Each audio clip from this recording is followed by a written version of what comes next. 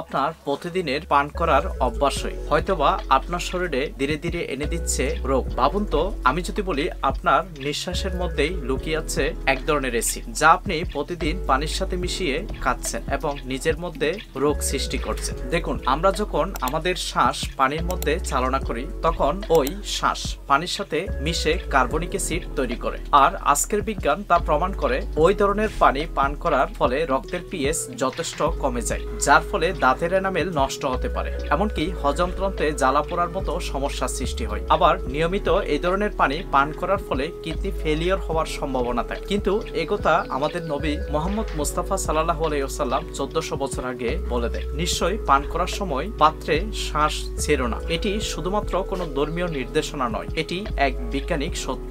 এর পেছনে লুকিয়ে আছে বিজ্ঞানের গভীর সত্য। আর এটাতে আবারও প্রমাণ করে রাসূল মুস্তাফা সাল্লাল্লাহু আলাইহি ওয়াসাল্লাম পৃথিবীবাসীর জন্য সেরা পরামর্শদাতা। ফাইন্যান্স ও সায়েন্স রিলেটেড আরো বেশি ভিডিও পেতে অবশ্যই চ্যানেলটিকে সাবস্ক্রাইব করবেন। ধন্যবাদ সবাই।